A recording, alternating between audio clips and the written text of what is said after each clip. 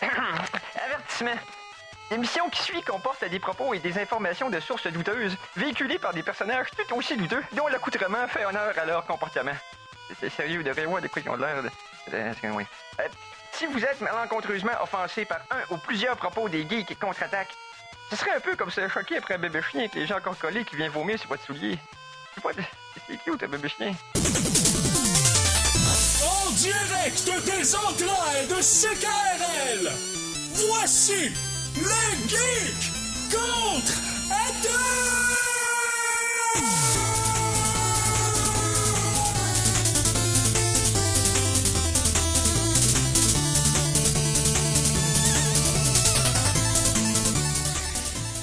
Samedi le 20 avril 2019, bienvenue à cette nouvelle édition des Geeks Contre-Attaque.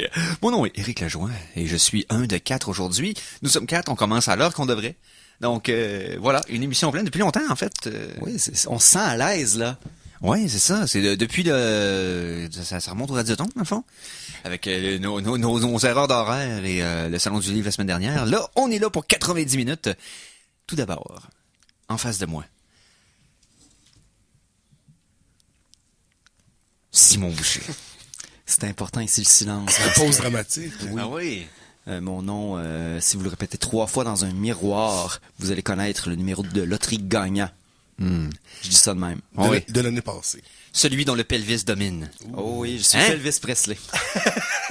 Ensuite, à ma gauche, le nom moins mentionnable, le Conan Arsenault. Salut. Le très non mentionnable. Le très non mentionnable. C'est mentionner son nom 3 fois devant un miroir. Appelle Simon. Oui. Ah ouais? Puis j'arrive chez vous. C'est vous ça. voulez pas faire ça. Non. Ça vous tente pas un cellulaire?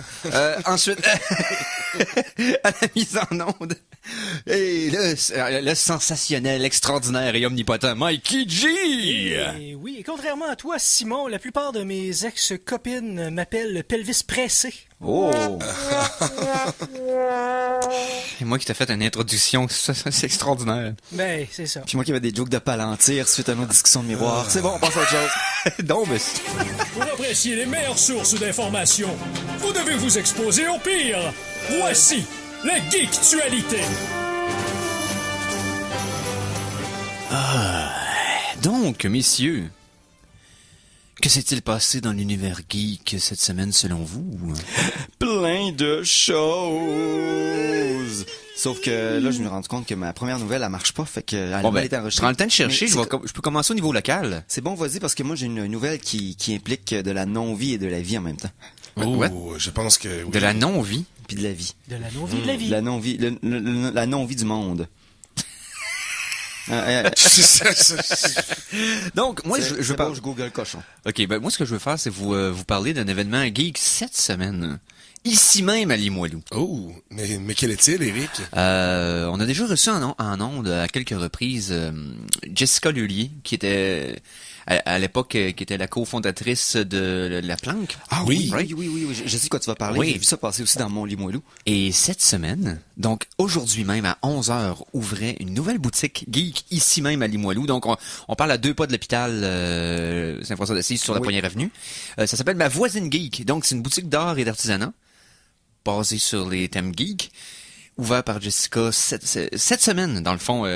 Vous pouvez vous présenter maintenant, c'est ouvert de 11h à 23h, donc de 11 à 11. Faut aller voir ça. C'est l'ouverture, donc il va y avoir beaucoup de gens.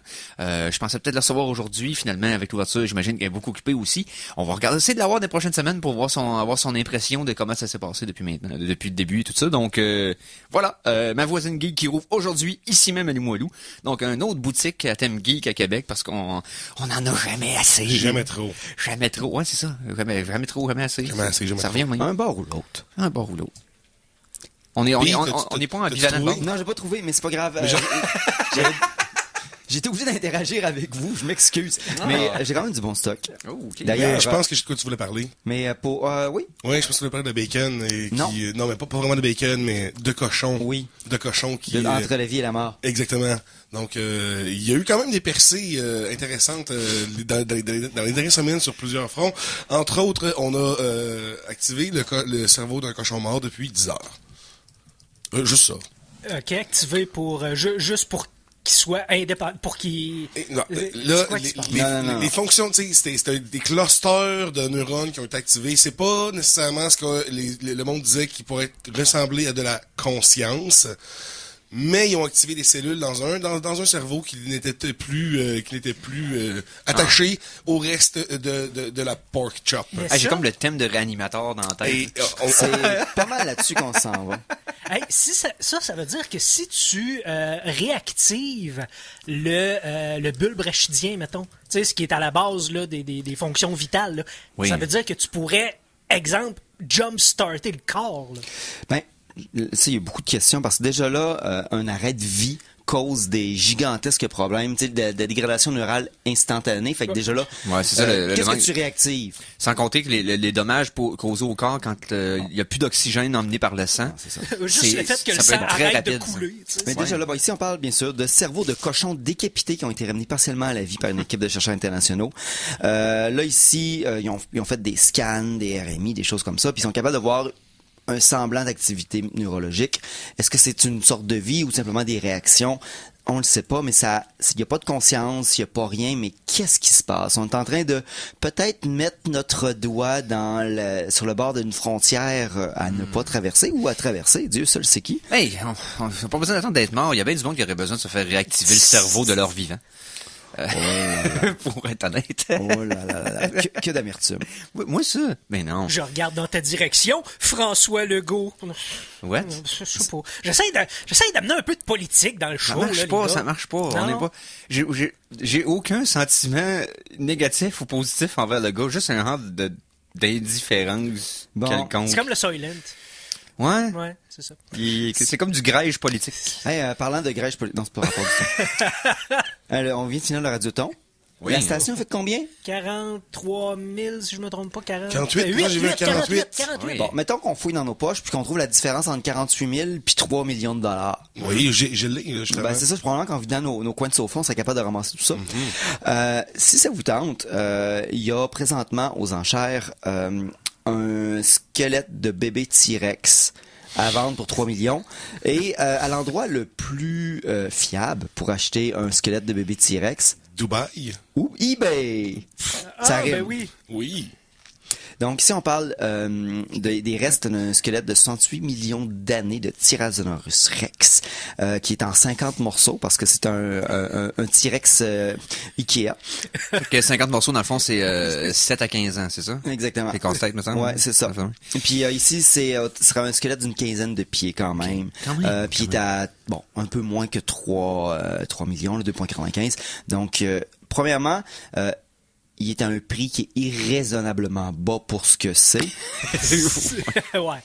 Mais le problème, c'est que C'est pas un vrai. c'est potentiellement un vrai, mais c'est comme extrêmement rare un squelette de bébé. Un squelette de bébé tiré comme ça, c'est une pièce assez unique. Et là, ça va s'en aller dans une collection privée ou dans un endroit extrêmement louche. Genre, je sais pas, moi honnêtement, j'accrocherais ça avec des chaînes de métal dans mon sex dungeon ou quelque chose de genre. Et puis, qui va pouvoir l'étudier? Hein, il va juste pouvoir entendre des cris de douleur et d'autres Ouais, choses. c'est ça. Parce que Ouais, si c'est ça a été découvert sur un site archéologique, ça aurait dû aller dans un musée ou dans un... Ou du moins une équipe de paléontologues C'est ça. qui prennent le temps Exact. de faire les choses qu'ils doivent faire avec un squelette. Fait que si ça n'a pas été trouvé par un paléontologue, mettons, Ouais. ça veut dire que c'est du monde ça veut dire quoi, ils l'ont volé? Ou c'est du monde qu'ils l'ont trouvé par accident dans le cours? Qu'est-ce qui s'est Il a passé? été trouvé, il a été, tu sais, ça reste que c'est une vente semi-louche. Donc, Ouais. c'est un T-Rex de 4 ans. Donc ici, est-ce que c'est du trafic d'enfants? Je le sais pas. C'est quand même vieux. Mais Moi, bon. ce qui m'étonne, c'est d'apprendre à l'instant qu'un T-Rex, ça a juste 50 os. Non, mais c'est que... Non. c'est- Ah, niaiseux. ouais, pis c'est juste dans sa petite main. Hey, sinon, Ouais. la Russie, La Russie. Ah, ben oui, parlons de la Russie. Ce qu'il a fait encore. est-ce que vous avez soif, les gars? Ben là, non, j'ai de quoi à boire, là, mais... Parce que est-ce que vous voudriez un bon verre d'un liquide rafraîchissant? Bien Je sais sûr. pas, un bon verre d'une diète non végane, là. Un bon verre, mettons, de sang. On parle encore du jus de momie, on était rendu à autre chose. Presque. J'y pensais en pensant au T-Rex. J'étais comme sûr qu'on pourrait faire Ici, on parle d'un bon grand verre de sang liquide qui est d'un jeune daim de 42 000 ans. très jeune, Ça, effectivement. Non, mais justement, en Russie, grâce aux températures froides et dans le nord-est, ils ont été capables de trouver, dans le fond, une créature momifiée. Dans le fond, on parlerait d'un genre de bébé mammouth qui aurait à l'intérieur du sang liquide. Ouais. Donc, c'est plus facile à analyser. Il reste à voir, bien sûr, dans quel état qu'il est, mais bon, le mammouth, on avait déjà beaucoup d'échantillons de tissus, parce que c'est quand même pas si vieux que ça. Mais c'est quand même impressionnant qu'on réussit à trouver tout ça. Moi, je pense que c'est une chèvre. C'est une espèce apparentée à la chèvre qu'ils ont trouvé. Puis à cause du permafrost là-bas, ou pour traduire le pergélisol, parce que je me rappelle de ce terme-là. Yes. Donc, le pergélisol là, des hauteurs sibériennes, ils ont découvert beaucoup d'animaux en excellent état de congélation. Donc, celui-là, c'est la première fois qu'ils réussissent à extraire du sang liquide. Là. Il est là. Ouais, C'est dans pas son qu'il faut cœur. qu'il le mélange. Ouais, c'est ça. Il était dans les restants de son cœur. Dans les ventricules. Ça va aider aux Chinois à éventuellement recréer le mammouth laineux. Non, qu'ils voulaient ici, faire. au sud-coréen. Ouais. Parce que il y a une compagnie qui s'appelle Soham Biotech qui vont peut-être tenter de faire quelque chose avec, mais bien Ok. sûr, ils ont été reconnus coupables de traficouillage d'argent, donc reste à voir si quoi que ce soit va venir de En ça. parlant des Chinois, on parle des Chinois qui sont coréens, mais là, je parle vraiment des Chinois. Ok. Il y a eu une expérience qui a été faite avec notre outil préféré qui va être clairement marqué dans l'apocalypse dans le ciel, CRISPR. CRISPR. Donc, une équipe de recherche en Chine a créé des singes plus intelligents. Et c'est-à-dire plus intelligent. Ils Planète des singes style. tout de suite dans un email aux journalistes comme oui mais faut pas non. Oui, mais non. Est-ce que la première chose qu'ils ont dit, c'est un des petits singes qui a dit Dr Zaius? Première chose, Ok. ils parlent tout de suite. Non, en fait, parce qu'évidemment, ils cherchent ceux qui appellent, ils cherchent le joyau de l'ADN. Donc là, c'est, tu sais, comme, qu'est-ce qui fait la différence entre les primates et nous? Tu sais, c'est où dans le code? Et donc, ils ont... Pour savoir où aller stimuler, booster, Exactement, modifier. Ouais. exactement. Donc, ils ont essayé avec les gènes qui causent la microcéphalie. Donc, la microcéphalie, c'est les personnes qui sont nées des toutes petites têtes. Il y a un exemple de microcéphale dans les films Todd Freaks de Todd Brown. Ouais. Des gens qui ont film vraiment... des années 30. ouais, ouais. les gens qui ont des toutes petites têtes. Puis ils ont Ou dans la salle d'attente dans Betelgeuse, mais ça, c'est plus un déguisement. Ouais, exactement. Mais donc, ils ont pris ces gènes-là et ils ont garoché ils ont CRISPRisé dans les singes et ils s'attendaient à ce que ça arrive. Donc, il y a des singes qui sont sortis de là avec des plus gros volumes cérébraux et des plus gros crânes. Donc, et potentiellement, donc, un QI plus élevé. Probablement des monstres aussi au travers. Ah, ouais, ça doit être horrible. Donc, nous nous rapprochons encore une fois un pas de plus vers notre propre anéantissement. Mais- J'ai hâte. Mais c'est ça, le vrai but, en fait, comme si t'as hâte. J'ai hâte de voir ça. On a Écoute, tous ouais. hâte. Comme Simon le disait tantôt, le vrai but, dans le fond, c'est de savoir ce qui stimule notre intelligence, Oui. puis de nous le booster à nous autres. Oui, clairement. On s'en fout des singes. là. Oui, mais... Non, les singes sont simplement un outil en attendant C'est ça. qu'il soit assez avancé pour dire on peut le faire sur les humains. Hey, parlant de faire du CRISPR sur des humains. Ouh. Mais ça- là, on devrait peut-être Ça dans la prend musique. deux secondes. Ok, vas-y. Parce que cette semaine, depuis mardi, il y a les premiers essais cliniques sur des humains aux États-Unis du CRISPR pour traiter des formes de cancer très rares. Wow. Donc, le CRISPR, qui est la machine justement qui permet de réécrire des lignes génétiques, ils vont tenter de faire quelque chose avec ça, mais c'est la première fois qu'on va se servir de ce système extrêmement controversé aux États-Unis, parce qu'effectivement, ça peut peut-être guérir des maladies ou créer une révolution de singes. Exact. Peut-être Bon, même ben, les deux en même temps. Mais oui. Vu qu'on a hâte que ça finisse, c'est sur ce jovial nihilisme qu'on va passer en musique. La chanson de la semaine! J'imagine que la pièce est du groupe Les Singes génétiquement modifiés atteints de cancer incurable. Ils ont rien sorti récemment. Ah. Pas le ban à Elon, ça, c'est pas le ban à Elon Musk, ils sont ban C'est pas CRISPR's moi le singe. Ben, il y avait une tune qu'on avait sortie sur CRISPR à l'époque qui était un montage YouTube extraordinaire qui s'appelait CRISPR-Cas9 sur l'ère de Mr. Sandman. Ok.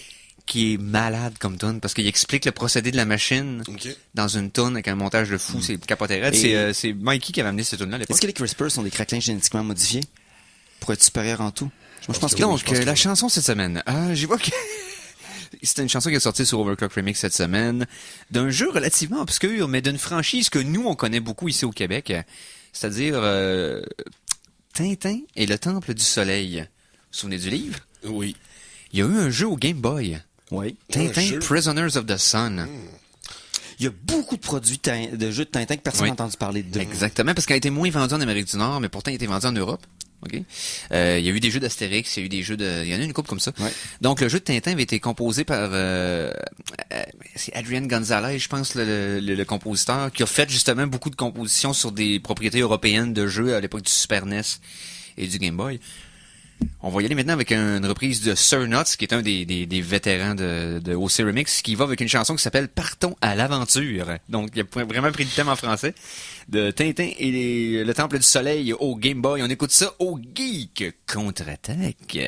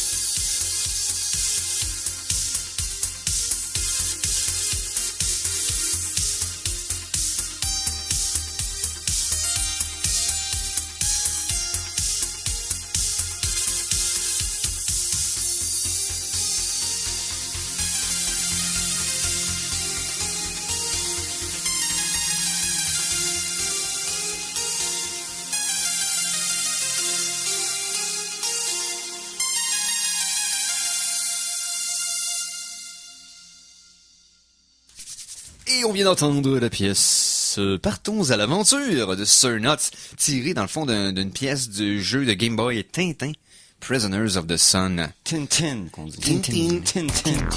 Parce que t'as toujours un petit creux. Les Geeks Contre-Attaque sont fiers de te présenter leur soupe minestrone pour le cerveau. Chronique en vrac!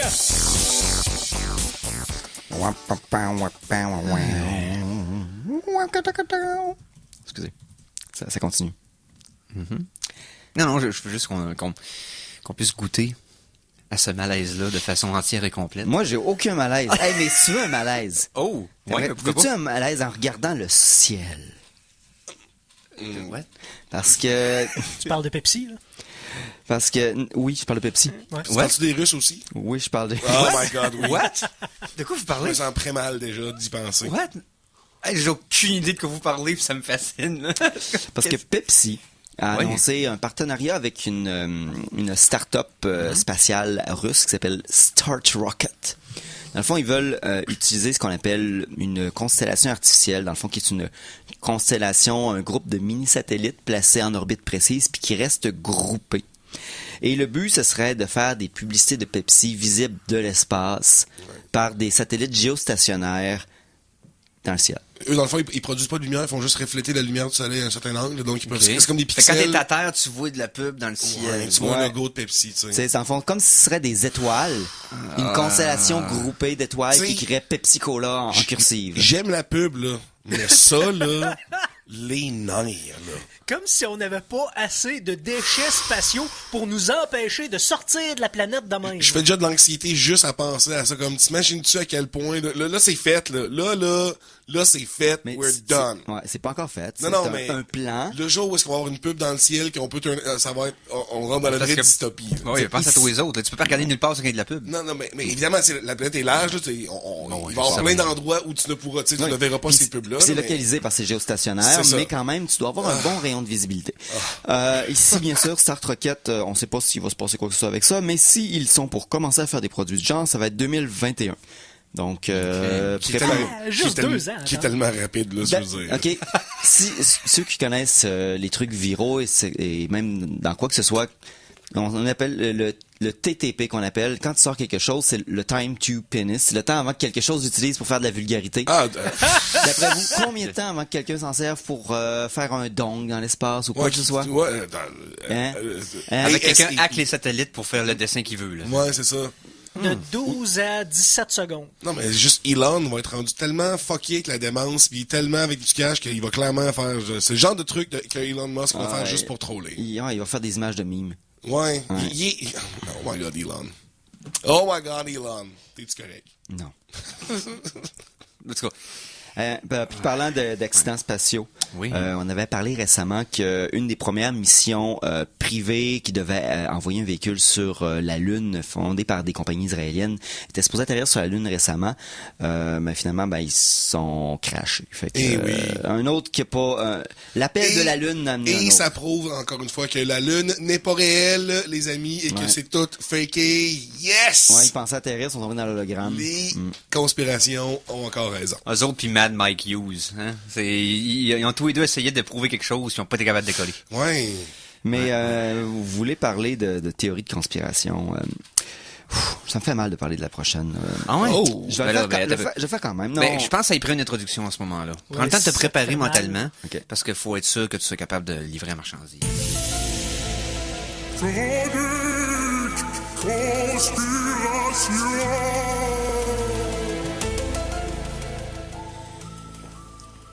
Qu'est-ce qu'ils savent encore sur nous autres?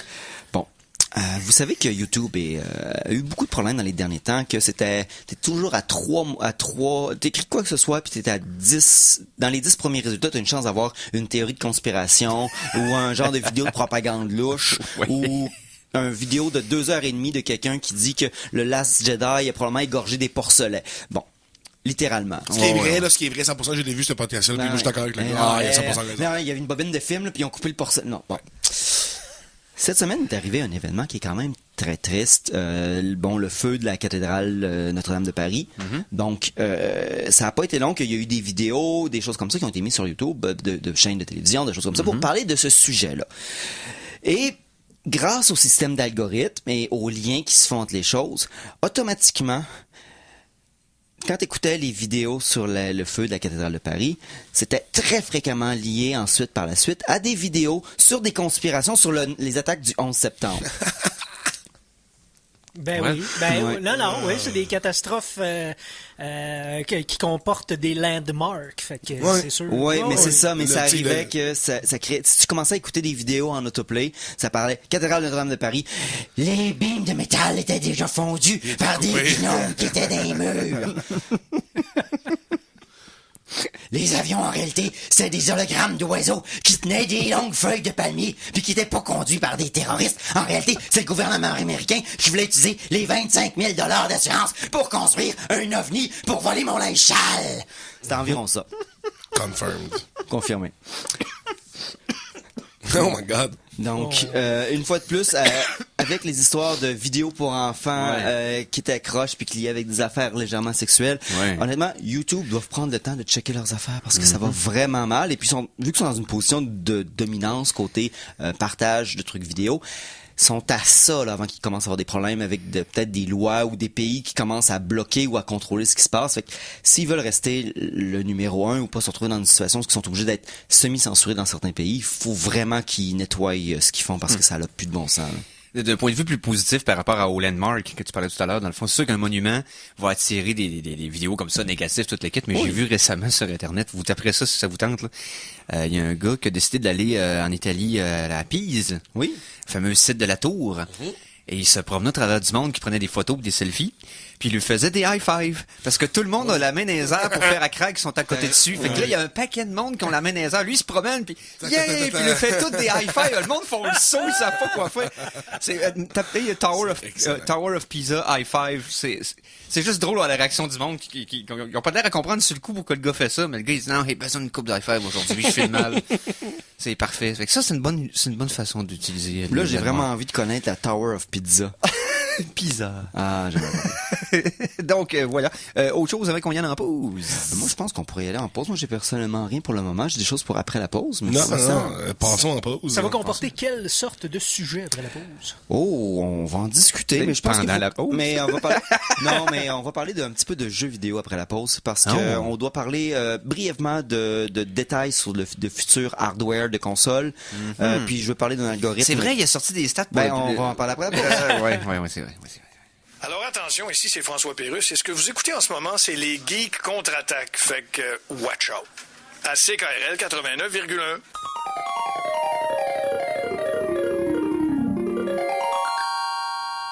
De retour de la pause, revoici les Geeks contre-attaque!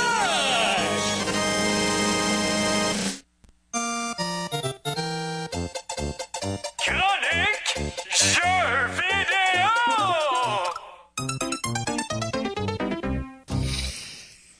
Chronique jeux vidéo pour la deuxième demi-heure des Geeks contre-attaque. Et ce qu'on va parler, on parlait un peu en vrac, mais aussi il y a eu des nouvelles dans le fond cette semaine qui sont sorties quand même. Ben, c'est pas une grosse nouvelle, mais c'est un petit peu des détails. On commence à voir, il y a eu plusieurs nouvelles qui sont sorties cette semaine. Premièrement, c'est l'annonce de la Xbox One Digital Edition. Oui, c'est vrai. Oui. C'est une console, dans le fond, c'est une Xbox One S, dans le fond, la Slim, qui n'a pas de lecteur de disque optique. Donc, c'est uniquement pour acheter des jeux.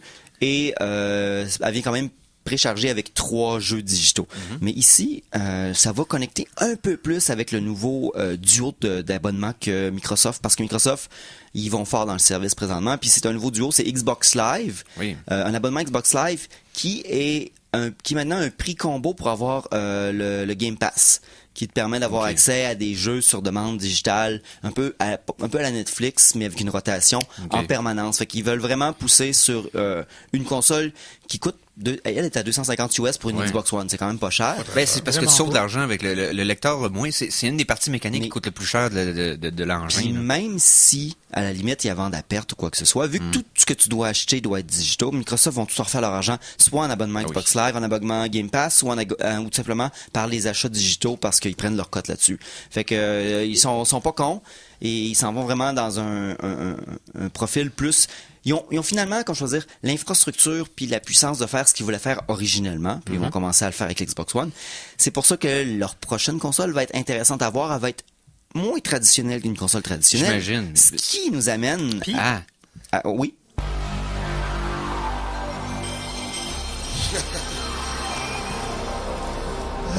Le frisson de nostalgie que je viens d'avoir, man. Oh mon Dieu, l'arthrite qui ressort. PlayStation 1, man. Wow. Marc Cerny a donné cette semaine, Marc Cerny, pour ceux qui ne le savent pas, c'est dans le fond l'architecte technique qui fait dans le fond les consoles PlayStation depuis quelques générations. A donné une entrevue à Wired, dans le fond, le magazine américain, sur des détails de la prochaine génération de PlayStation. Il y a pas énormément d'informations à savoir là-dedans. On sait que ça va continuer à utiliser un pipeline de processeurs puis de cartes graphiques qui est dans la même lignée que la PS4, donc c'est très similaire à un PC. Donc ici, ils ont déjà confirmé d'ailleurs la rétrocompatibilité PS4. Oui, cool. Mais les grosses différences, c'est que le processeur va être assez gros pour faire du ray tracing. Le ray tracing est une manière d'utiliser un peu comme l'œil, calculer les rayons pour les réflexions, des choses comme ça, mais ça peut être utilisé pour calculer des vecteurs de n'importe quoi dans un jeu. Ça peut être calculer le trajet réel d'un son. Exemple, si vous faites un jeu stealth, le ray tracing est vraiment capable de calculer où va le son par rapport aux objets et aux choses et est-ce que tu te fais entendre ou est-ce que tu entends, etc. Ça pourrait améliorer beaucoup les mécaniques de gameplay. Oui, dans ça, le fond ça peut être utilisé pour de l'audio, pour du visuel ou des choses comme ça. Fait que ça peut être intéressant, tout dépendamment, bien sûr, ce que les programmeurs vont en faire. Oui, aussi. autre chose que dit dans cette entrevue-là, d'ailleurs, puis ça, c'est intéressant comme nouvelle si ça s'avère vrai, c'est que il s'est fait poser une question par rapport au fait que est-ce que c'est possible de s'imaginer que dans la prochaine console, le disque dur va être SSD au lieu de traditionnel. Il a resté vague dans sa réponse. Non, c'est un SSD. Oui, mais il travaille sur une nouvelle technologie d'SSD. Non, ben c'est ça. C'est un type de SSD particulier, probablement plus proche des SSD de serveur. Parce que oui, il y a des SSD qui sont faits pour des plus gros systèmes. C'est surtout des SSD qui sont beaucoup plus proches, comment je pourrais dire, de la carte mère, puis qu'il y a moins de latence, fait que c'est de l'information directe. Ça va aider les temps de chargement. Là, ils disent, ben là, c'est chargement instantané sur ces démos de jeux de PS4 qui sont relativement légers. Quand ça va être des vrais jeux de PS5, attendez-vous qu'il y ait des vrais chargements, là. Mais c'est sûr que c'est comme si je prends un jeu d'Atari sur un émulateur sur un cluster de serveurs gigantesques, je me dis, regardez, ça va super vite. Oui, sauf que, quand même, pour ceux qui ont fait la transition, de disque dur traditionnel à SSD sur leur propre PC, la différence est drastique, là. Il y a pas de joke, là. Mais il faut que ce soit pris en compte parce que présentement, si tu peux changer ton disque dur de PS4 puis mettre un SSD. Il y a beaucoup de gens qui le font. Tu gagnes quelques secondes ici et là parce que c'est pas un système qui est fait pour ça. Exact. Il faut vraiment que ce soit supporté au plus profond de l'architecture de l'OS pour que ça fonctionne. On reste bien sûr dans le AMD pour la majorité des choses. Confirmation sur de rétrocompatibilité avec le VR et donc probablement aussi dit que on a des plans pour le VR, donc attendez-vous à une autre génération de PSVR. On est presque pas confirmé, là, sauf que ça s'enligne pour être le prochain PSVR va être wireless. Ils ont déposé des brevets de casques sans fil, donc oui, ça s'en va là. Il y a deux choses qui s'en viennent dans le VR présentement qui commencent à arriver. Présentement, c'est dans le fond, c'est le sans caméra et le sans senseur et le sans fil. Il y a beaucoup de casques PC que tu peux faire du VR de pièce sans avoir comme dans les premières générations des capteurs un peu partout dans ta pièce. Les capteurs sont sur le casque lui-même. Fait que ça, c'est la première chose qui s'en vient. Sur PC, tu l'as sur les nouvelles générations d'Oculus. Et puis, le sans fil parce que, c'est ça le gros limitant des gens qui se coincent dans le fil.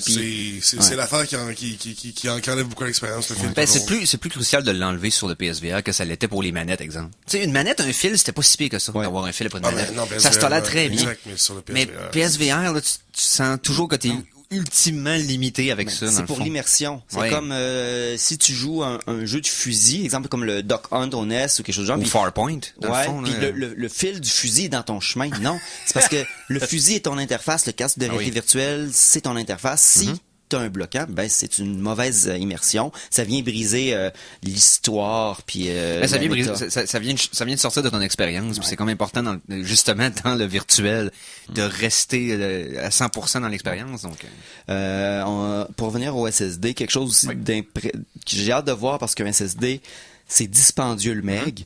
Puis si on pense à des jeux, exemple Red Dead 2, qui à sa sortie était dans le fond 100 gigs. 85, je pense. 99. T'avais un disque puis t'avais une patch de 30-40 gigs. Ah oui, c'est la patch, plus la patch, la Day One patch. Mais non, c'est pas juste une Day One patch, t'avais du contenu, là. Il y a des jeux que t'as pas le choix d'avoir. Le problème, on arrive, c'est que maintenant, on a atteint la limite de ce que tu peux mettre sur le DVD. Qu'est-ce que tu fais dans ce temps-là? Le Blu-ray, c'est ça? Le Blu-ray, oui. Contenu supplémentaire comme... On revient comme back again, tu sais, un jeu plusieurs CD, là, on va avoir des jeux à 4 CD. Mais là, tu peux faire de l'échange parce que le jeu ne joue pas de ton disque. Maintenant, ton disque sert juste de copy protection, de clé. Fait qu'il faut que tu installes tous tes disques. Puis là, c'est comme installer Windows 3.1 sur 16 disquettes. C'est pas le fun. Mais dans le fond, exemple, les derniers Assassin's Creed aussi, t'as juste l'anglais sur le CD. Si tu veux jouer dans d'autres langues, faut que tu télécharges les langues. Confirme. C'est ce que j'ai fait dans le fond, moi, tout de suite. On est rendu avec des jeux un peu partout qui ont dépassé la limite d'un DVD dual, un Blu-ray dual layer. Donc, on est bloqué. C'est quoi qu'ils vont faire pour ça? Question. D'ailleurs, on veut supporter du... Oui, vas-y. Je vous le fais une petite parenthèse. Tu parlais d'Assassin's Creed. Ubisoft a fait une belle promo cette semaine sur Origins. Si vous êtes abonné à Origins, depuis l'incident de Notre-Dame de Paris, allez jusqu'au 25 avril. Si vous allez sur votre compte d'Origin, vous pouvez avoir Assassin's Creed Unity gratuitement. Donc, ça a été offert le jour même, puis je pense qu'ils ont maintenu ça jusqu'au 25, si je me trompe pas, ou par le billet d'origine, dans le fond. Puis ceux qui avaient acheté le jeu dans la semaine précédente l'événement, ils peuvent se faire rembourser pour profiter de la promotion. Quelque chose de drôle, j'ai vu sur Twitter un message disant nous allons devoir faire une maintenance sur les serveurs d'Assassin's Creed. Non, c'est Unity, pas c'est ça. Non, c'est ça, Unity, ça, ouais, ça. Moi, j'ai encore j'ai en tête. Mais il dit on va faire une maintenance sur les serveurs de Unity, un jeu vieux du genre de 7-8 ans, je sais plus là. Et puis parce que nous devons rajouter des serveurs de connexion. Parce qu'ils se doutaient bien qu'elle allait avoir une résurgence en fond des Non, gens parce qu'il était rendu probablement à des limites. Ah, ok, ouais. Des maintenances d'urgence, habituellement, c'est plus réactif que proactif. Donc, bref, ceux qui veulent l'essayer, dans le fond, pour finir PS4, PS5 rapidement, parce qu'ils n'ont pas confirmé de nom, mais ici, on parle du support théorique jusqu'à du 8K. Ok, ouais. Au moins que la structure soit là, même si c'est pas encore répandu, au moins qu'il est capable d'upgrader quand ça va être exactement, des choses comme ça. Donc, ici, on voit que, puis ils ont confirmé aussi que les jeux vont avoir un support de jeux physique. Donc, que ce soit ici un DVD double layer, ou peut-être aller à la manière de la Switch, une clé USB ou une carte spéciale, parce que tu peux avoir des plus grandes quantités. Là-dessus, je le sais pas, mais préparez-vous, il va y avoir des médias physiques. Donc, Microsoft qui s'aligne il a aussi confirmé qu'ils vont continuer à utiliser leur service de streaming, PS Now, ces choses-là. Fait que Sony vont rester très traditionnels sur la console de base. Microsoft va y aller. Ça en pour être tout un monstre, par exemple. J'ai hâte de voir la machine, pareil. Ça va être un bump de génération. C'est ça. C'est juste ça. Mais Nintendo qui va faire son petit bonhomme de chemin Nintendo, Microsoft qui s'en va dans le cloud puis dans le service, puis Sony qui reste traditionnel. Et puis Google avec le Stadia. Le Stadia, ouais. C'est vrai, j'ai oublié ça aussi. Dans tous les cas, la prochaine génération va être étrange. Puis il y a une momie qui traverse la rue. Je ne niaise pas. Nice. Ben oui, regardons ça. Ben oui, il y a une momie qui traverse la rue. Si vous venez dans Limoilou, devant les Fistons, il y a présentement une momie avec des papiers. C'est probablement pour financer le cadavre mort de 42 000 ans avec du sang liquide dedans. Sûrement. Okay. J'ai fini de ça. Pub de Cottonelle, peut-être? Ouais. Bon, ben... il fait du pouce. il fait du pouce, en plus. Une momie qui fait du pouce. Tu veux clairement embarquer quelqu'un comme ça dans ton char? Ben, ça dépend. Il va-tu au Caire? Ben, si son siège est sale, il va le nettoyer par défaut. Donc, sur ce, Mikey, on va être en musique? Oui. Ça? La chanson de la semaine 2! Chanson de la semaine numéro 2. Et cette fois-ci, j'ai décidé de nous hyper un petit peu pour la semaine prochaine. Parce qu'on parlait de jeux vidéo, la semaine prochaine sort Days Gone au PS4. J'ai hâte de jouer à ça. Je suis bien intrigué par le jeu, mais il y a quelque chose d'autre qui sort la semaine prochaine. Okay. Vendredi prochain, là, si on va être précis. Là. Un film. C'est un petit film indépendant, mais reste que ceux qui sont au courant, qui suivent leurs nouvelles de cinéma sont peut-être comme crèvent d'anticipation de voir ce petit film-là avec des acteurs pas trop connus. Ouais, un film d'auteur. Un film d'auteur, ouais, c'est ça, exactement. Puis ça semble être interconnecté avec d'autres films de la même compagnie. Donc, on parle ici de Les Vengeurs, la fin du jeu. C'est ça? C'est des champions d'échecs, je pense. Ouais, c'est ça, quelque chose du genre. Ouais. Donc, Avengers Endgame qui s'en vient la semaine prochaine. Je suis très excité. On peut pas passer en musique tout de suite. Je dois absolument terminer. Non, mais urgente nouvelle. C'est malade. Breaking news. La momie, le gars déguisé en momie dans Limoilou qui était devant les Fistons vient d'être ramassé sur le pouce par un corbillard. Littéralement, on l'a en vidéo. On va le mettre sur la page de Geek. What? What? Ouais. Du contenu viral! Ah! Okay. Ça vient d'arriver, là. Ouais. Juste là. Il a fait du pouce. Du pouce, puis un corbillard qui est arrivé qui l'a remarqué. Qui a embarqué à momie. Ça a pas l'air être arrangé par tout. Zéro. Non, c'est pas ça. Okay. C'est une bonne pub virale pour mon salon mortuaire. Ça fait Il n'y a pas de caméra nulle part, là. C'est comme... Ben, il y en avait 2 en studio. On l'a capté. Ça fait tellement début de sketch des Chicken Swell, là. Donc, on va passer en musique. Pendant ce temps-là, nous, on va digérer ça. Puis si jamais on entend parler de la momie, on va avoir plus d'informations. Parce que ici, vous allez avoir... On est prêt à annuler notre émission pour parler que de la momie. OK, non, c'est beau. Mais ça page des geeks, ça n'a pas de sens. Tout de suite. OK, donc...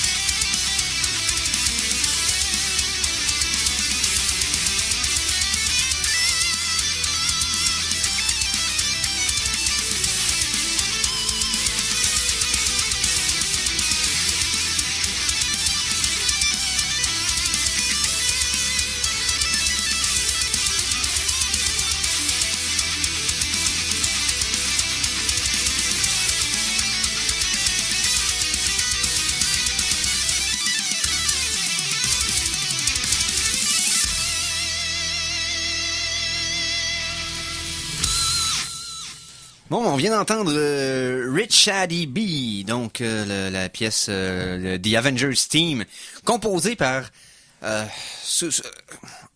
composé par le légendaire Alan Silvestri, qui est mon compositeur de jeunesse préféré. Je sais que la plupart du monde vont parler de John Williams quand tu parles de composition de film, mais Alan Silvestri, là, c'est Forrest Gump, c'est Back to the Future, c'est Predator, c'est Castaway, c'est tous les films de Zemeckis, c'est The Abyss, écoute, c'est malade, là, les films qu'il a fait. Fait que moi, c'est comme compositeur d'Hollywood, c'est un de mes préférés. Donc, le thème d'Avengers de Alan Silvestri, bien entendu. On attend ça la semaine prochaine. Ben oui, avec impatience. Hein? J'aime ça, Clémentine.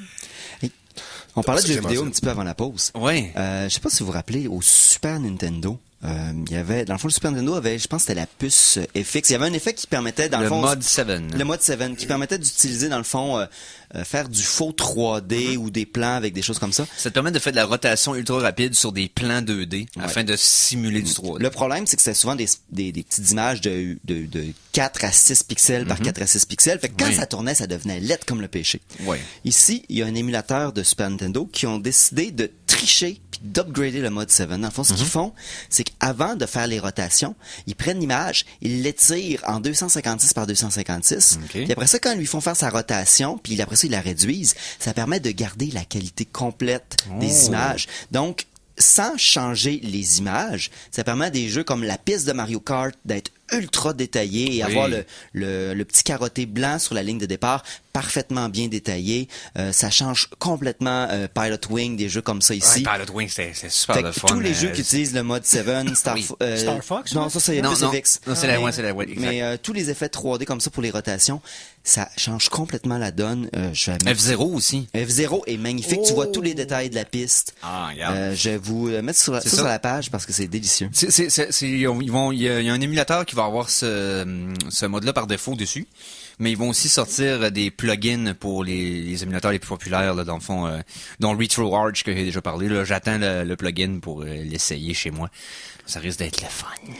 Hey, si je fais si j'émule le Arcade Québec, Stéphane Goulet, j'ai le goût de vous demander quelque chose. À quoi vous avez joué cette semaine, vous autres? Moi, cette semaine, j'ai pas gamé beaucoup, en fait. Non? Mais t'étais sur Assassin's Creed. Encore. Assassin's Creed Odyssey. Mais je pense que j'ai pogné mon mur. OK. Ah, trop va falloir que arrête de vouloir tout compléter puis que je fasse comme bon, finis à Quest puis parle-en plus parce que je suis enterré de tasking encore, puis il y a encore plein d'îles que j'ai pas été puis encore je vois plus le bout. Pourtant, il y en a des quests en crime à Skyrim, puis Ouais. t'arrêtes pas. Ouais, Jamais. mais C'est parce que c'est, dans le côté, il t'est fait pas tout non plus, là. non, c'est ça, puis Skyrim, il y a un côté RPG, c'est que chaque game tu peux personnaliser puis faire une track différente. Ah, OK. Ça, t'as probablement 2 personnalités différentes que tu pourrais adopter, puis c'est tout. Il y a du potentiel de role-playing pour 2 playthroughs dans Ouais. Assassin's Creed, right? T'as un gars pis une fille, puis t'as, mettons, une personnalité cool pis une personnalité pas cool, parce que des choix de 2 réponses la plupart du temps. Ben, tu peux Donc, la jouer sur ça, Dieu, asshole, Ouais, c'est ça. gentil, etc. Exactement. Fait que c'est un peu comme la Fallout, t'as des choix de réponse à ce genre-là. Fait que ça te limite un peu, étant donné que le personnage, c'est pas toi qui... Il faut qu'il parle, fait qu'ils ont réduit le nombre d'options, c'est ce qu'ils pouvaient dire. Tout ça pour dire que j'ai probablement pogné mon Waterloo. Je vais probablement le finir, mais je le compléterai pas comme je pensais le compléter. Tu T'sais, le platineras pas. Ouais, c'est ça. j'aurai pas 100% de la map de découvert, puis j'aurai pas 100% des side quests de fait, puis non, le Mais ça platinum, vaut ça quand pas même pour le moi. fun. T'as passé combien d'heures dessus? Avant Pas mal, Ouais, hein? pas mal. OK. Plus que 10. Trop Ouais. gênant pour le dire? Ben non, c'est parce que je m'en rappelle pas. Ok. Faudrait que je regarde mon save, je verrai, mais c'est au moins, écoute, j'ai dû dépasser 100 heures facile. OK. Ben oui, c'est Depuis le mois de janvier, là. très bon investissement. Ouais. Conan? Moi, je me suis acheté The Messenger, le petit jeu de ninja. Oui, de fait par le Sud de Québec. Oui, exact. Là, j'ai oublié Sabotage. le nom. Exactement, Sabotage. C'est le fun. C'est Oui, le il a l'air fun. bon. Tu l'as pogné sur PC ou PS4? PS4. PS4, ouais, je me suis laissé le pogner aussi. Tu sais, c'est un bon vieux retour là au Ninja Gaiden style. Oh.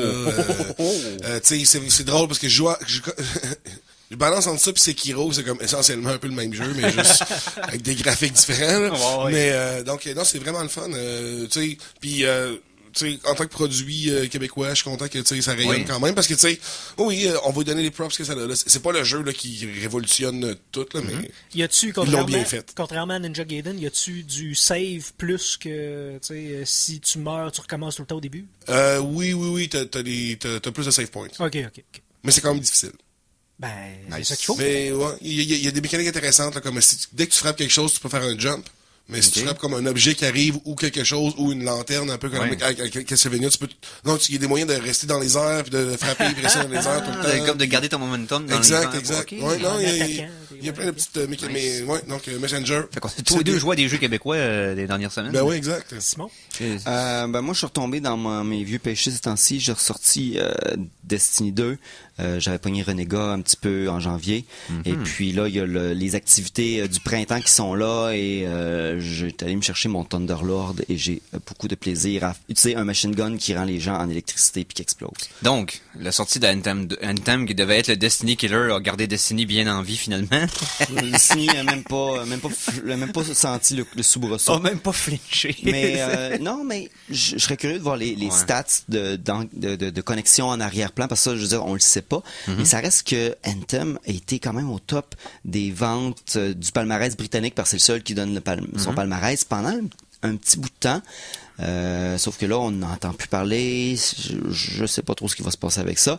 Mais je vais sûrement me louer ou quelque chose du genre à m'amener pour l'essayer un peu plus. Parce que le feel du vol était super bon dans la bêta, mais c'est juste que le feel du gun, c'était du pareil. Pour un jeu que tu tires des affaires, faut que le feel soit bon. C'est ça. C'est ça il y avait manquait ça. ceux qui ont fait des critiques de jeu disaient que le contrôle était était très bon pour le mouvement. Mais tout ce qui est d'interaction du multiplayer puis de comment ça se passe par rapport au loot, comment tu t'augmentes tes niveaux, comment tu fais les raids, toute la mécanique de multiplayer en tant que tel, là, pur, c'est là que le bas blesse. Ah, puis c'est vrai, je joue à une autre chose. J'ai passé probablement 6 heures tous les midis au travail, un petit peu plus, à continuer ma progression dans la galaxie. Hey, ben oui, ton Elite- voyage. Oui, j'ai oublié d'en parler. Yes. C'est vrai, ça fait longtemps. Oui. J'arrive, probablement que le prochain, en fin de semaine, on a un prochain départ. Oui. Là, cette semaine, on avait juste 140 000 années-lumière, 14 000 années-lumière à faire cette Là, semaine. tu parles d'Elite Dangerous. Elite Dangerous. Bon. Dans le fond, mon vaisseau, là, je suis un groupe d'environ 10 000 personnes, puis on s'en va à l'autre bout complètement de la galaxie. On a traversé le centre galactique il y a plusieurs semaines. Là, on devrait atteindre Beagle Point, dans le fond, qui est le point opposé le plus loin du système sol qu'on est capable d'atteindre avec les capacités des vaisseaux actuels dans 2 semaines à 4 semaines. Et puis après ça, après ça, faut revenir. Oui. Puis là, présentement, Avez-vous perdu ben du monde? j'en ai aucune idée. OK. J'ai pas suivi les stats puis ces choses-là. Honnêtement, je vais juste regarder c'est quoi la prochaine destination, puis je suis mes dates. Je la joue très passif puis pépère, mais j'ai quitté le centre galactique et je me dirige lentement vers Beagle Point sur un bras complètement opposé de la galaxie. Et je vais avoir atteint le point le plus loin que l'homme peut se rendre présentement. Là où la main de l'homme n'a jamais mis le pied. Non, effectivement, parce que t'as pas de personnage qui peut sortir de ton vaisseau, fait que tu peux pas mettre ton pied ou ta main nulle part. Même pas. Tu peux mettre ton train d'atterrissage. Puis moi, j'ai toute la semaine. ok. Quoi tu joues? Écoute, j'ai une game de Breath of the Wild en plan cette semaine parce que il y a une couple de semaines est sortie la nouvelle expansion de Hearthstone, Rise of Shadows, et je dois avouer que c'est la meilleure expansion à date selon mon humble avis. Les games. C'était humble.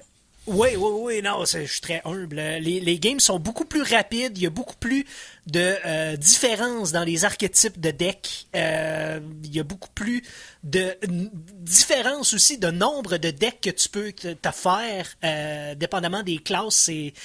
C'est vraiment riche là, comme nouvelle expansion. Ouais. Hey, on a parlé de Elder Scrolls tantôt.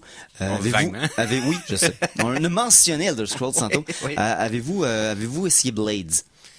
Qui est le jeu mobile qui est sorti en accès J'ai anticipé. vu quelqu'un jouer à côté de moi. Je suis pas intéressé parce que c'est un jeu de téléphone, donc j'ai aucun intérêt. Là, Je mais, peux vous en parler un petit peu. Je dois avoir dizaine d'heures dessus. Ouais, c'est que Je la l'ai méca- désinstallé méca- cette ouais. semaine. Ouais. La mécanique d'amélioration semble tellement longue et Ben oui, pénible. c'est ça, a c'est un pas jeu, de sens. c'est un jeu mobile d'amélioration, mais tu sais. au début, quand tu commences à jouer, le feel est excellent, le déplacement sur un téléphone est surprenamment bon, t'as vraiment l'air d'être dans un Skyrim, mais dans un petit écran. Le combat, ben tu sais, tu t'y enfonces puis tu lâches, t'as des sorts, t'es vite, mais c'est pas long que tu te rends compte qu'il y a 4 donjons qui font juste te faire le même patte, parce que c'est des donjons très linéaires. C'est soit tue 4 gobelins, ramasse 4 affaires. Fait que après quelques heures, t'as rapidement atteint un mur de j'ai vu tous les vu le environnements, jeu, là. j'ai vu toutes les demandes, tout ce qui se passe, c'est que je deviens plus fort, puis les ennemis sont plus forts, Yeah. et ça s'arrête là. Donc si ça vous tente d'essayer un petit 5 heures, tu joues un petit peu. Ben, tu- c'est free to play, tu sais. C'est ça, ok. exactement. Tu mets quelques heures dessus, tu regardes si c'est le fun. Mais moi, Mais ce qui me c'est fatigue- super intéressant. ouais. Ce qui me fatigue, la petite mécanique qui me gosse vraiment de ce Vas-y. jeu-là, c'est que tu fais une tâche, Ouais. tu obtiens un coffre. Ouais, Tu vas ouvrir le coffre, faut que t'attendes. ouais. J'ai déjà fait une tâche pour obtenir une récompense, mais j'ai pas le droit de récompense encore parce Pas qu'il faut que je de fasse suite. la tâche et que j'attends. Oui. C'est comme du double whammy. Mais Ça tu me peux pas payer fatigue. pour l'avoir dessus. Oui, tu peux. Tu Tu peux utiliser des gems. C'est ça. Ben Tu sais, oui. c'est comme, Ben oui, Ben, si tu payes pas, ça tu payes, devient, ça devient, là, Mais ils arrêtez. l'ont grandement amélioré durant le bêta parce qu'au début, t'as 3 niveaux de coffres, t'avais les coffres réguliers qui sont en 6 secondes. Fait que pour compliqué, tu tapes dessus, 6 secondes, tu ta récompense. Oh, la momie repasse! Oh! Avec des amis. Excusez-moi, la momie va prendre priorité surtout. Ensuite de ça, t'avais le coffre d'argent qui était à 3 heures, puis t'avais le coffre d'or à 6 heures. Ouais. Mais le problème, c'est que t'avais que des coffres d'argent, puis j'étais rendu à un point où j'avais 30 coffres d'argent à 3 heures chacun. Je serais jamais au travers de mes putains de coffres. Ils ont réduit les coffres d'argent à 1 heure. Fait que vu que c'est un jeu mobile, tu fais un petit donjon, tu reçois ton coffre, tu pars le débarre, tu vas faire tes affaires, tu reviens à ça. C'est pas un jeu qui est fait pour t'installer, jouer 2 heures dessus. Non, mais c'est un jeu qui t'oblige à te loguer 15 fois dans ta journée pour que ça vaille la Ben, peine. c'est comme ça que ça marche, les jeux mobiles. Si tu payes pas, Ouais. c'est ça que t'as. Ouais. Mais honnêtement, les mécaniques sont le fun. Ça vaut la peine d'essayer, Ouais. mais vous allez éventuellement dire OK, c'est ça. Parce que l'histoire, ben, je n'ai pas fait attention. Puis je peux pas créer mon seul et unique personnage dans tous les jeux d'Elder Scrolls. C'est un orc qui ne porte que pas de culotte, pas de gilet, que des gants de métal et qui frappe tout dans le visage. Donc, tu as inspiré grandement de ta vie. Ah, grandement ma vie. là. C'est d'ailleurs ce qui m'a fait échouer Elder Scrolls Online quand j'ai essayé les bêtas, ces choses-là. Je voulais faire un orc qui ne portait que des gants de métal et qui frappait les choses dans le visage. Et dans le premier bêta, dans une quest du tutoriel, tu dois choisir ton arme pour choisir ta classe et tu ne peux pas l'enlever. La momie vient de rentrer.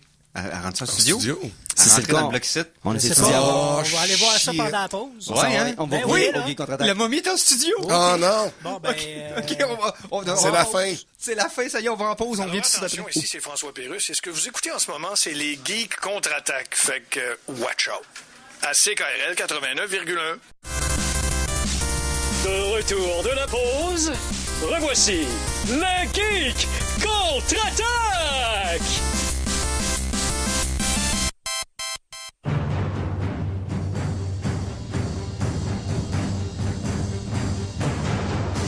Après Cronen le barbare, Cronen le destructeur et Cronen le bibliothécaire, voici Cronen l'Arsenault. Hey yo! Yo! Salut Conan. Hey! Je suis encore tout ébranlé de la momie. Là. Ouais, c'est ça, la momie qui est venue nous voir en studio. C'est, hein? Je suis marqué. Je suis chouk, comme disent les Anglais. J'ai demandé, j'ai interagi avec la promo, je vais mettre ça sur, avec la promo, avec la momie. Je vais mettre ça sur notre Facebook. On a fait un auto-promo avec. Mais bien sûr, on est en 2019? Oui. On est Fait pas que en deux. même les momies, donc... Il y a un kid, il sait plus pantoute quelle année qu'on est. Là, enfin. Honnêtement, je suis complètement détaché de la réalité. Mais bien sûr, même de nos jours, les momies sont là pour promouvoir des choses. Ouais, puis on va le faire. Regarde, on a parlé de lui. Il est venu faire un tour au studio. On va quand même dire Ouais, vite, puis il est vite. venu nous voir parce qu'il a entendu dire qu'on avait parlé de lui. Pour vrai? Oui. Hein? Honnêtement, Le non, pouvoir on des doit une geeks. promo à une momie qui est venue nous voir. Là. Non, non, Ici, on écoute. parle d'une momie qui est partie en corbillard dans les rues de Limoilou. Là. Ben oui. Hein? Alors, dans le fond, il fait la promotion pour un spectacle qui s'en vient à Lanty, dans le fond, le 25 avril. Donc, c'est la semaine prochaine. Donc, une petite soirée, vous allez voir Avenger. Le lendemain, vous allez voir un show de rockabilly Hein? Donc, Rock'n'Roll Girls Screaming Rebel Angels, donc du punk rockabilly avec, en première partie, Melvin and the Jive Cats. Donc, on peut aller voir ça. Les billets sont en vente présentement. Le gars se promène chercher la momie et vous aurez des Chercher billets. la momie à Limoilou. Puis Ouais, c'est weird parce qu'il y a un char de police qui arrête pas de passer. D'après moi, il trouve ça weird. Je pense qu'il cherchait. Ouais. Bon, hey, Free the Mummy. fait que qu'est-ce que j'ai écouté? J'ai écouté tellement d'affaires que là, je suis comme, faut que je fasse un tri de quoi je vais vous parler. Je vais parler de la viande que j'ai écouté il y a 2 semaines que j'ai pas le temps de parler et c'était le film Glass de Night Shyamalan Bing Bong. Ah, c'est Midnight Shenanigan. Ouais, c'est ça. Night Shenanigan, j'adore ça. T'as pas aimé ça, hein? J'aurais aimé ça. Ouais. Il y a des affaires que j'ai aimées, là. Il y a quelques moments que j'ai vu encore le génie de Night Shyamalan. Et il y a beaucoup trop de moments qui m'ont prouvé le contraire aussi. Fait que j'ai fait comme, c'est quoi, overall, c'est pas assez un... Tu sais, trouver une vis d'un sac de chips quand tu le manges, c'est pas si pire, là, mais après, genre, le 5e de comme, sais-tu quoi, je vais arrêter de le manger ton maudit sac S'il y a de chips. plus de vis que de chips, c'est plus un sac de chips. Tu sais, le film est bien produit, il est comme... Mais il y a des moments tellement absurdes dans le scénario, parce que en fait, là, on suit les 3 personnages de la trilogie. Donc, on suit Mr. Unbreakable, on suit Mr. Breakable, et on suit aussi Mr. Donc, Mr. Misters. Ouais, c'est ça, Mr. Misters, exactement. Et qui sont internés et qui doivent se livrer à une psychologue qui est jouée par Sarah Paulson. James McAvoy est vraiment le fun. James McAvoy est tellement le fun dans ce film-là. C'est comme le seul, on dirait, qui a eu le droit d'avoir du fun en jouant ce film-là. Entre autres, il y a une scène où Billy ne peut pas avancer devant la psychologue à moins de subir des flashs qui lui font changer de personnalité. Et il fait répétition. Il doit faire les 20 personnalités en peut-être 30 secondes. Wow. Puis, tu sais, ça se fait vraiment vite, puis c'est le fun. McAvoy, dans le film au complet, un des acteurs que j'avais le plus aimé voir se promener dans les films que j'ai vus. McAvoy me sacré sur le cul à plusieurs reprises l'année passée. Il est tellement bon. Il est tellement solide. Et puis donc, elle doit leur prouver qu'ils ne sont pas vraiment des personnes de super-héros. Le sont-ils ou pas? C'est tout dans leur tête? Sont-ils juste fous? Les moments de brillance, là, c'est les quelques moments... Il y a un moment particulier que Night Shyamalan utilise un panoramique de caméra qui part dans le film qu'on écoute pour se retrouver dans le film Unbreakable. Ouais, Donc, mais... le mouvement de caméra commence et il termine puis on est dans Unbreakable. Ça, c'est du génie 10 sur 10. C'est du génie, mais c'est purement esthétique. Ça arrive, ça donne rien. Oui, non, vraiment, c'est lors d'un reveal extrêmement important. Puis c'est comme, oh my god, que c'est...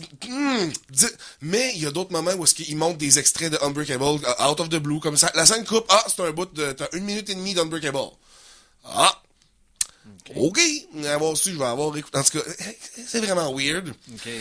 Fait que, puis la finale est vraiment tellement anti-finale que c'est comme un pétard mouillé un peu la finale. Okay. Hey, on va aller à la ronde, mais on va rester dans le parking. Ouais, ça se passe dans le parking. Puis il y a comme un twist, là, évidemment, que Shyamalan et ses twists. Là, le twist, il est pas du tout aussi twisty qu'il pense qu'il est. Il y en a un qui est un petit peu twisty, mais le 3e twist est moins twisty qu'il pense qu'il est twisty. Fait que, tu sais, je suis comme découragé plus que, tu sais, je suis pas plein de fiel, là, c'est juste... Non, c'est juste décevant. J'aurais aimé ça. Mais bon. Deuxième film que j'ai écouté, que j'ai aussi quand même aimé, mais aussi avec un petit bémol, c'est j'ai vu le dernier Astérix, donc Astérix et le secret de la potion magique. Secret de la potion magique, oui. Donc on suit entre autres, en fait l'histoire se passe on suit Panoramix qui doit choisir un nouveau druide, parce que lui, tu sais, il s'en vient vieux, donc il doit parcourir tous les petits villages à la recherche d'autres druides qui auraient à qui il va pouvoir révéler le secret de la potion magique. Exactement. Il y en a beaucoup plus que je m'imaginais des druides. Oui, moi c'est ça que j'ai aimé, de voir tout plein de druides, de voir, tu sais... la confrérie, tout ça. Oui, toute l'espèce de spectre de la francophonie à travers, tu sais, parce qu'il y a tous les accents aussi, là, de tous les coins de la France, là, dans ce film-là. Ça, je trouve très drôle. Les jokes sont super bonnes. Il y a quelques éléments au point de vue du scénario que je trouvais qui étaient vraiment en dehors du ton d'Astérix. Entre autres, la finale, tu sais, comme... La finale d'action, là, ça, moi, j'ai trouvé que c'est quelque chose que c'est comme, what? Je suis en train de regarder un animé, là, comme, qu'est-ce qui se passe? Pourquoi je vois ça? Okay. Est-ce que quand il buvait la potion magique, Astérix, il avait les cheveux jaunes puis piquants sur la tête, puis lui puis l'ennemi, il se chargeait pendant 14 minutes puis il criait? Fait qu'on a comme un super saiyan. Pas vraiment, mais Dragon tu sais- Ball X. non, en fait, c'est- Dragon Ball X. le premier moment où il prend la potion est vraiment le fun à voir. Il y a quelques moments que je me suis dit, waouh, au cinéma, ça doit être vraiment le fun à voir. C'est rendu One Gulp Man. One potion, une gorgée, c'est assez. Mais tu sais, ça, les jokes sont super bonnes, mais j'ai somme toute préféré là, le domaine des yeux qui était, selon moi, une des meilleures adaptations. Là, tu sais, Oui. ça l'a complètement ravivé pour moi là, l'amour. Pas que mon amour d'Astérix était mort, mais plutôt mon amour pour les projets cinématographiques d'Astérix était mort. Il y a Alexandre Astier qui fait partie du projet. Ben oui, bien sûr. Réal, je pense. Oui. En tout cas. Oui. Puis ils ont, je sais pas si tu l'as sûrement catché, il y a un coup de trompette à un moment donné. C'est clairement la trompette de Camelot. Exact. Je l'ai pas, moi, j'ai pas écouté Camelot, mais la personne qui est avec moi a écouté Camelot. Et comme, ah, ça, c'est le son dans Camelot. Ok, ouais. C'est pour ça qu'il était différent. J'ai remarqué que le son de trompette était comme, voyons, il y a eu quelque chose qui m'a accroché dans le son de trompette, puis je savais pas c'était quoi. Hey, ça, c'est le son. Ah, c'est pour ça que, tu sais. C'est la référence à ça. Puis c'est lui le scripteur des 2 derniers films, dans le fond. C'est pour ça que le Ouais. style est très... Oui, et puis on reconnaît vraiment son humour, là, tu sais. Ouais. Puis j'aime beaucoup plus, en fait, cet humour-là que l'humour, mettons, des derniers films en live action, là, qui était d'Edouard Baer, là, qui était... Lequel avec les dessins animés là, qui étaient bizarres avec les extraterrestres, je sais pas trop. Là. C'est sur le BD ou c'est Non, je pense- ça, c'est Ok. les dieux sont sur la tête. C'est ça, Ah, exact. ok. Non, moi, je parle vraiment des films en live action. Donc, les films, tu sais, t'as vu les Indiens là, en Amérique, je pense? Quand même? c'est au Astérix et les Indiens. secret de Sa Majesté, c'est le dernier, au service de Sa Majesté, là, qui ok, était, ouais. selon moi, une... C'était... Ok. Astérix qui est un espion, là. Qu'est-ce que c'est ça, cette histoire-là, là? Ok. Non. Donc, Astérix et le secret de la potion magique, écoutez-le, si vous avez des enfants, Oui. ils vont vraiment apprécier. Puis c'est un bon 1h15. Je pense que ça passe vite, là, puis c'est fun. Mais le dernier que je suis allé voir, que j'ai hâte de parler, c'est Shazam. Je suis allé voir Shazam. En fait, Captain Marvel, devrait-on dire, parce que c'est lui Ouais. l'original, le Captain Oui. Marvel, n'est-ce pas? Ah oui. Vraiment le fun. C'est exactement ce que je pensais que ça allait être. Évidemment, il y a 2-3 moments que je suis comme, c'est un film de super-héros, d'un gars en costume, à quel point, tu sais. Mais les jokes sont bonnes, la chimie entre l'acteur qui fait Shazam et le petit gars est vraiment... En fait, le petit gars qui est L'ami, son ami, là, qui est dans Hit, ce kid-là, il va être hot plus tard, là, parce que Ok. il y a clairement quelque chose. Lui, il crève quasiment l'écran que plus le reste du film. Non, la puberté va le détruire. Puis ça a l'air qu'il n'y a pas une once de cynisme mal placé. Non, Pour une fois non, dans un projet non, de DC, non. c'est pur. Oui, ça fait full du bien. Les valeurs de ce film-là sont vraiment à la bonne place. Puis il arrive de quoi, tu sais, Billy, évidemment, le petit gars s'est fait abandonner par sa mère. En fait, tu sais, Oui. il a perdu sa mère très jeune, donc tu sais, il cherche sa mère, c'est sa quête du personnage, c'est chercher sa mère. Il la trouve au premier tiers du film. Ah, Ok. OK. C'est pas comme, ça attend pas jusqu'à la fin, puis il se passe de quoi Oui. j'ai jamais vu ça dans un film. Il y a quelques scènes, ce film-là m'a quand même laissé émotionnellement, là. Il y a des moments où j'étais comme, oh my god, là, j'ai quasiment la petite larme à l'œil, là. Ok. C'est très pur, oui, mais c'est ça, je pense, c'est le mot est bien Ouais. choisi, pur. La- Fait que c'est à côté de sa vie en même temps que Suicide Squad, là, dans le même Ben, c'est parce que univers, oui. ouais, c'est parce que ces films-là d'ici auparavant, non seulement on voyait qu'il y avait eu du taponnage avant que le film sorte, de la manipulation dans le dos des directeurs et des réalisateurs, mais en plus, t'avais un côté que t'avais l'air à vouloir exploiter ça de façon pécuniaire, là, de faire des trucs qui vont lui faire de l'argent, dans le fond, qui vont lui faire vendre des jouets, qui vont leur faire vendre des costumes, des affaires comme ça. Donc, on est juste content de voir que là, le film semble être complètement détaché de la méthode Warner Bros. Puis c'est juste un mais bon film. Il est là. quand même, tu veux dire, on voit quand même, on entend parler de Superman, de Batman, mais c'est pas ça, c'est pas là le focus. Puis aussi, Non. l'affaire que j'ai beaucoup aimé, c'est que c'est, malgré le fait que, tu sais, oui, si le méchant gagne, voilà, la Terre va, tu sais, whatever. Ben oui, mais c'est encore un laser dans les airs? Ou... Non, mais si, non, la scène finale, ça se passe dans un petit truc, genre un peu l'expo, là, de Noël, là, tu sais, un petit village de Noël à l'extérieur. C'est comme tout petit, même si les stakes sont quand même gros, mais justement, il y a plein de moments qui mettent l'humour là-dedans. La confrontation finale, lors du speech, il y a une très bonne joke. Mais l'antagoniste, es-tu pas pire? Hein? Il est pas payé. Ben, c'est Mark Strong comme acteur. Lui, déjà solide, L'acteur mais est bon. c'est Doc Savage, je pense. Je sais pas le nom, je sais pas le Non, pas Doc l'histoire, Savage, c'est quoi son nom? On va pas le savoir. il y a pour de vrai une bonne, c'est un des vilains qui est comme, ok, ça a du sens que tu sois quand même un vilain. Okay? C'est un peu comme Hela dans Thor Ragnarok. Comme, ouais, je comprends pourquoi tu t'es ramassé là. C'est pas juste comme, ben là, tu sais, je suis fâché. Non, il s'est passé quelque chose, puis ça amenait à cette personne-là. Puis évidemment, il y a aussi le coup des 7 péchés capitaux dans ce film-là. Je suis pas trop sûr au point de vue de la mythologie, parce qu'il parle des 7 péchés capitaux, puis des 7 champions. Ben, il y a quelque chose relié avec les BD de ça. Ben, je suis pas un DC fanboy assez développé pour les comics pour te le dire, là, mais ça faisait partie de l'origine de Shazam. Ouais, ça, je pense que oui. Puis ça, il y a des côtés là-dedans que j'aurais aimé qui poussent un peu plus, parce que, tu sais, évidemment, il y a des monstres qui mangent la tête des gens, là, mais on le voit pas à l'écran, mais c'est quand même, tu sais, C'est impliqué. c'est quand même impliqué. Il y a des moments que j'étais comme, ok, ils vont même pas faire ça, ils vont plus rester dans les discussions de comme, non, ces démons-là sont peut-être même pas là, c'est juste dans ta tête, mais c'est pas tant ça qu'ils font, parce que l'action est l'affaire un peu la moins bonne. Dans le sens que les scènes d'action sont correctes, mais il y a rien qui m'a vraiment... Donc, le film aurait pas besoin des scènes d'action pour être bon. Exactement. Ok. Il aurait pu avoir le minimum de scènes d'action encore, puis ça aurait été super bon. Les jokes, c'est vraiment les jokes qu'ils font, puis comment Shazam devient Shazam, puis non, vraiment, là, tu sais, j'ai hâte de le revoir. J'ai hâte de le revoir. Nice. Nice. Hey, bon, ben, ça, c'était 3 films de la semaine. Yes! Yes. Hey, c'est le temps de faire de la musique, c'est quoi? Wow. Ouais, on va faire ça. La chanson de la semaine. Chanson de la semaine numéro 3. OK. Ma première chanson était un jeu vidéo, la deuxième était un film, comme d'habitude. Et là, je poursuis la tradition que j'ai commencée il y a quelques semaines déjà. Ma troisième, c'est un douteux sonore. Ben oui, je t'ai fait une passe à la palette là-dessus. Oui, écoute, c'est extraordinaire. Parce que j'aime les films douteux, c'est une activité que j'aime faire et que je suis en train de ramener progressivement dans ma vie de tous les jours. Le défilm m'a permis d'entretenir cette passion-là un peu. On avait écouté un Neil Breen ensemble là, quelques mois aussi. La gang, ça avait été le fun. Et là, j'applique ça à la musique. Donc, après avoir fait jouer les... voyons, comment que j'avais appelé, dans le fond, c'était le groupe de la semaine, de 2 semaines? The Shags. The Shags. Ouais, c'est ça. Ainsi que E.T. I Love You de Buckner and Garcia, qui a été extraordinaire. Cette fois-ci, j'ai quelque chose qu'encore une fois, j'aurais aimé que Stéphane soit là. Quel est, selon vous, le 3e blockbuster en importance dans toutes les années 90? Le troisième. Ouais. Après Jurassic Park puis Ouais. Titanic. Des années 90. Un film d'influence extraordinaire. Un des films les Home plus Alone. importants. Home Alone. Un Terminator quelconque. Terminator 2. Oh! Yes! Donc, ça a été très populaire, sorti en 91. OK? Ils ont voulu banquer sur la popularité du film. Et ils se sont posé la question suivante. Saviez-vous si Edward Furlong, qui jouait le rôle de John Connor, savait chanter? Est-ce que vous saviez? Moi, je le sais, parce que dans le Corbeau, le Cat, whatever, il chante un peu, puis non. En tout cas, apparemment, lui, il savait pas. Parce que ils ont fait faire un album en 92 qui s'intitule Hold On Tight. Qui se veut un album de musique de tweens.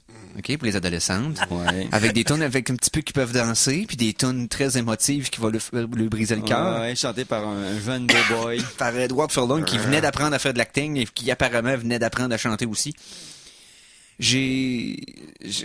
Sans autre introduction. De 1992, Hold On Tight, par Edward Furlong. On écoute When the Sun Goes Down au Geek Contre-Attaque.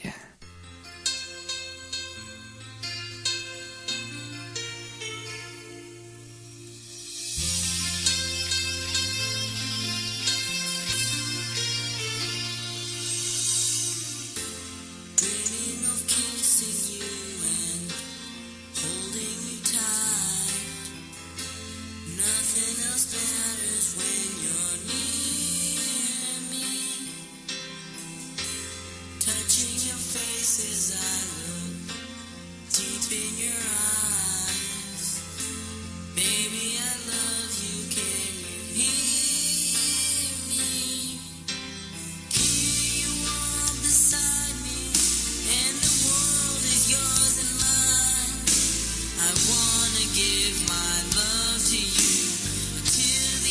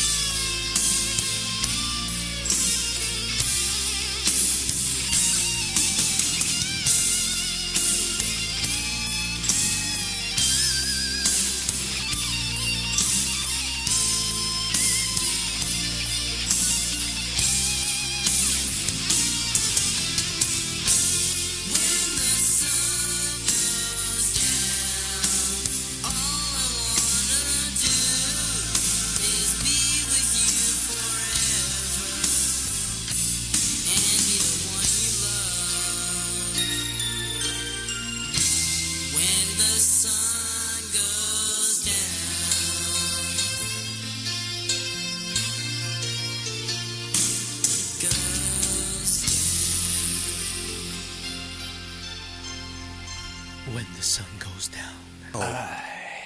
On s'excuse de la personne qui nous a appelé pendant la pause. Dans le fond, Mikey était absent du cubicule. Ouais. Donc, on est arrivé trop tard pour le reprendre. Moi, oui! Edward Furlong, Eddie de son surnom. Mais si c'était pour vous rappeler, pour vous plaindre de la chanson, dites-vous qu'on a souffert autant que vous. Ouais, c'est ça. Donc, Eddie Furlong, When the Sun Goes Down. Et là, je vous dis, là, aussi mauvais que ça sonnait, je vous ai sauvé d'1 minute 20 de la tonne parce que j'ai coté le deuxième couplet puis le deuxième refrain. J'ai pas de doute.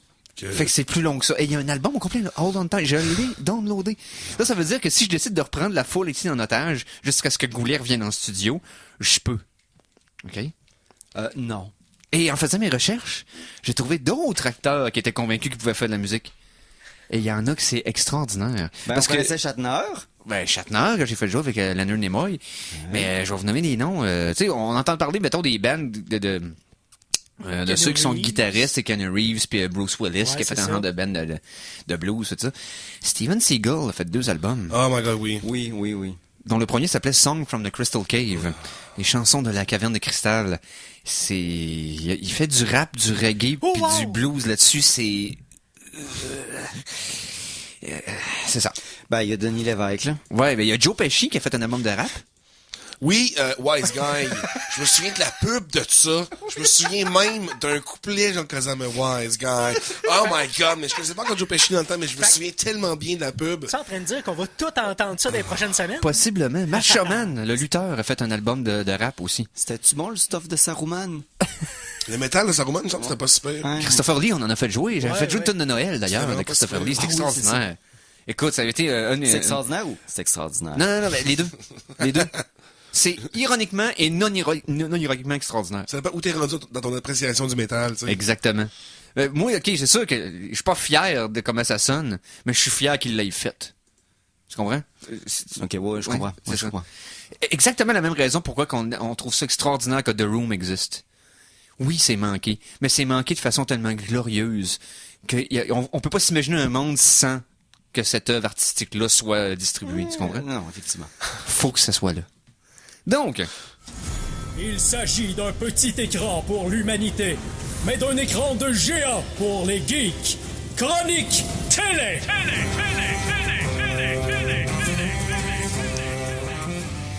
avec un thème sonore qui est tout à propos, puisque cette semaine a recommencé Game of Thrones. Oh, oui. Je t'arrête de vous montrer une photo de jeune Tommy Wiseau. Ah, me semble... my god, dans la chirurgie, là. Wow. Et Le temps de la chirurgie, là. Et il est en noir et blanc. Donc, ça confirme peut-être qu'il était jeune en 1907. On voit, d'après le chariot, et les habits qu'il porte, oui, ça va être environ 1907. Mon Dieu, bizarre. En tout cas, bref. Game of Thrones est recommencé. Et il est censuré à l'arrière, fait qu'il y a sûrement des affaires louches. Donc, premier des 6 épisodes de la dernière saison de Game of Thrones. Qui l'a vu ici? Moi, je l'ai vu. Simon, non? Non, ben de toute façon, moi, je fais juste lire les livres, fait que Ok. Non, je suis vraiment en retard. vos spoilers sont plus légaux. On fera pas de spoiler, mais on va simplement dire nos impressions. C'est plus un épisode de setup qu'un épisode d'action. Là, on place où sont rendus les personnages après l'événement du mur. Et, puis là, je spoiler rien, je veux juste dire événement et mur. Et là, on voit les personnages se rencontrer. Là, il y a des personnages qui s'étaient pas rencontrés depuis la première saison. C'est ça, exact. Ça, c'est le fun. Et là, qui se réunissent. Et là, ça donne des match-ups intéressants, mais c'est juste de placer les personnes au bon endroit. C'est seulement à ça que l'épisode servait. Mais je suis quand même hypé pour le reste. Ça va être le fun. Ça va être le fun. Ouais.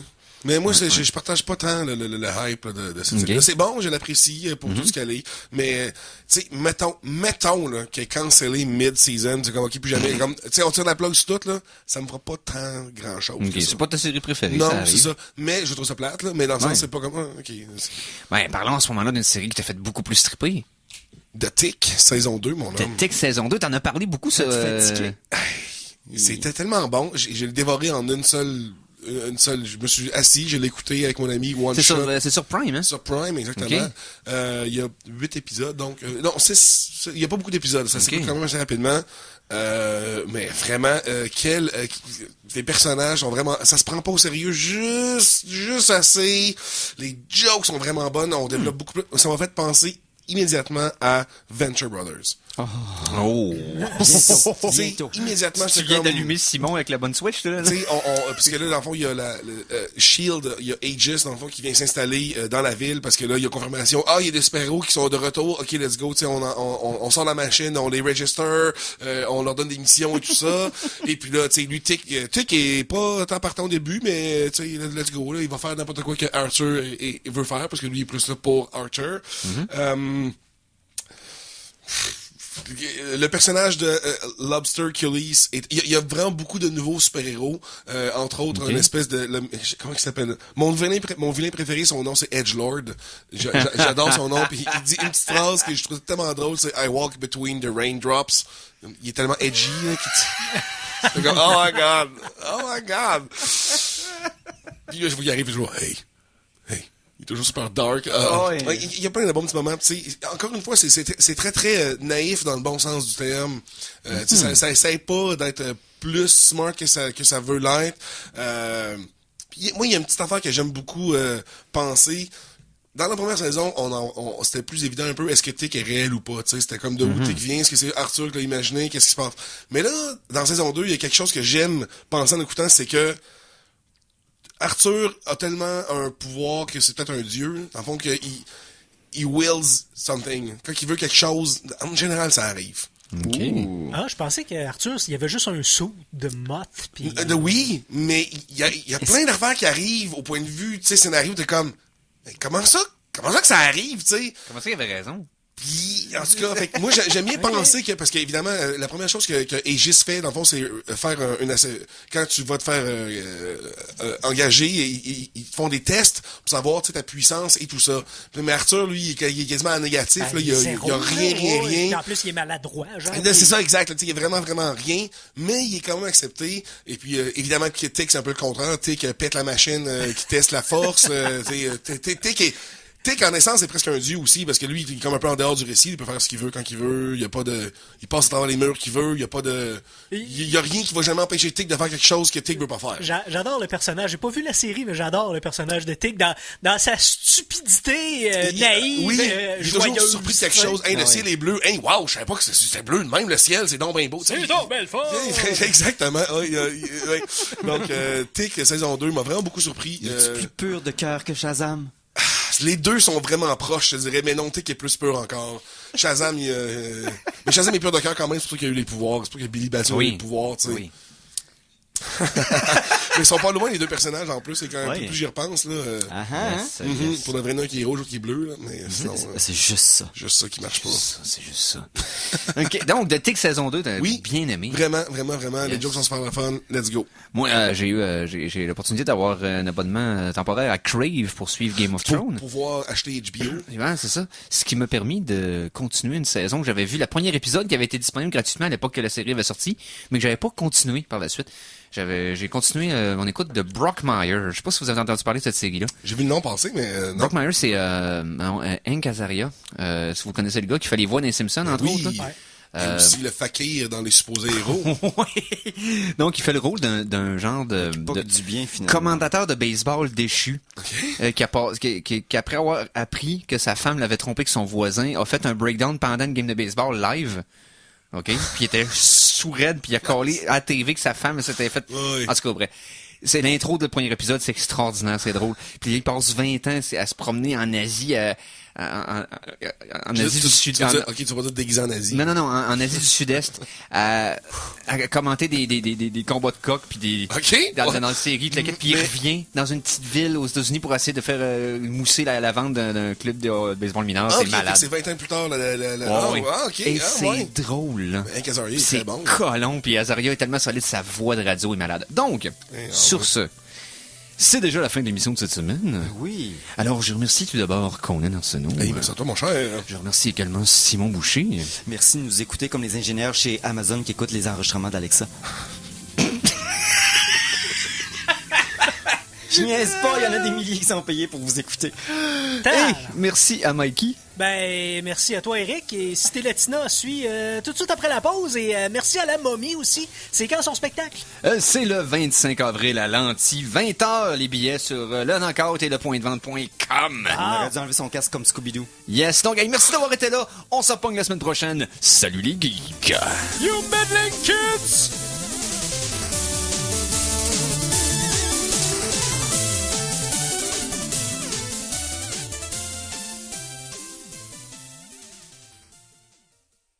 Téléchargez l'émission Les Geeks contre-attaque sur ckrl.qc.ca ou abonnez-vous à son podcast sur iTunes.